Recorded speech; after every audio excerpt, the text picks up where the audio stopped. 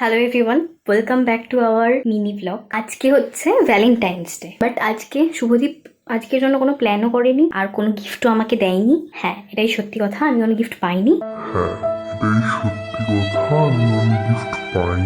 But আজকে যেহেতু Valentine's day, আমি ভ্যালেন্টাইন্স ডেতে প্রত্যেকবারই ওকে কিছু না কিছু ভালো গিফট করে থাকি। বাট আমিও এবারে একটু রেগেই বলতে পারো, সেরকম কিছু গিফট করিনি, যেহেতু ও ভ্যালেন্টাইন্স ডে এর ব্যাপারে কোনো উচ্চ বাচ্চাই করেনি। প্রত্যেকবারে যদিও বা আমি মনে করিয়ে দিই, বাট এবারে আমি ইচ্ছা করেই মনেও করাইনি, আর ও কোনো গিফটও আমাকে দেয়নি। বাট জানি না এরপরে ও কি মাথার মধ্যে কিছু চলছে নাকি, বাট জেনারেলি ও না সারপ্রাইজ দিতেও অতটা পারে না, মানে এক্সপার্ট নয়। তো যাই হোক, আজকে ওর জন্য একটা সারপ্রাইজ আমি এখন এনেছি। সেরকম কিছু না গিফট, আমি রেগেই আছি, বাট একটা ছোটখাটো গিফট আমি ওকে দেবো। জানি না পেলে হয়তো এখন মনে হবে। এখন বাজে হচ্ছে রাত্রি 9টা, আর সুইগি থেকে অর্ডার করেছিলাম। অর্ডারটা নিতেই আমি বেসিক্যালি নিচে নেমেছিলাম, ও জানে না।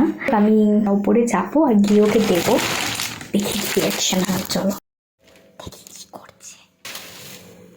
বসে আছে।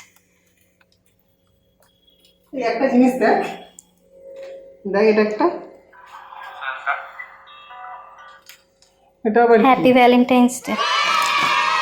আমার জন্য হুম। কি আছে রে এটা? বাবা এমন করে করছো যেন তুমি তো কত জানো, তুমি তো কিছু গিফটই দাওনি।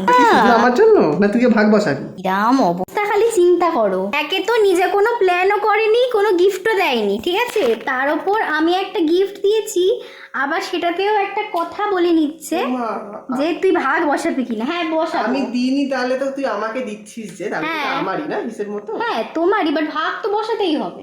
দেখো, খুলে দেখো কি আছে। ভালো জিনিস তো। জানি না, আমি একটা অর্ডার করেছি। এবার তুই অর্ডার করেছিস মানে তো অবশ্যই তোর পছন্দের জিনিসটাই হবে।